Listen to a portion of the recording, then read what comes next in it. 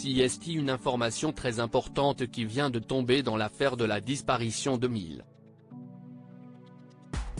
Au moment des faits, le petit garçon de 2 ans et demi n'était pas seul avec ses grands-parents.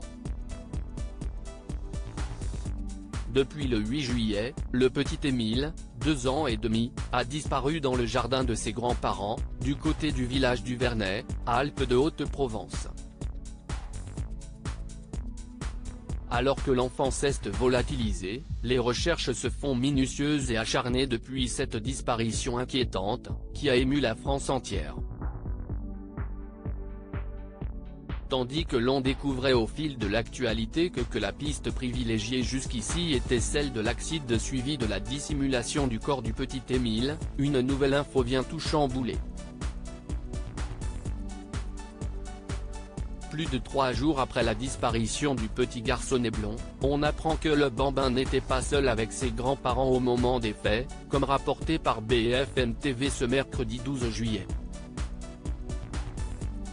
Lors de cette journée, une réunion de famille avait lieu avec des oncles et tantes du petit Émile, révèlent nos confrères ce jour alors que sa disparition est au cœur de l'actualité depuis des jours. Ce qui représente une dizaine de personnes dans la maison sur le week-end, précise-t-il. Une révélation hautement importante qui pourrait donner un nouveau tournant à l'enquête. Il est dit qu'il y avait des personnages de tout âge, dont certaines mineures.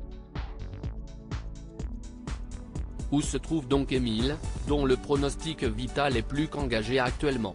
L'enfant s'est-il perdu? S'agit-il d'un enlèvement? Ou d'un tout autre scénario dramatique? Jusqu'ici, toutes les hypothèses sont à envisager et la nouvelle information risque d'apporter un gros changement à l'avancée de l'enquête.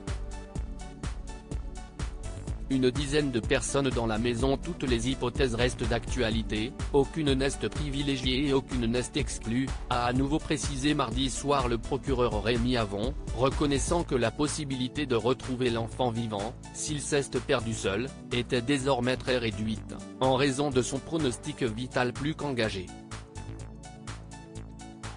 4 jours après cette disparition, Émile reste introuvable et le Vernet est passé au peigne fin par les enquêteurs qui agissent sans relâche.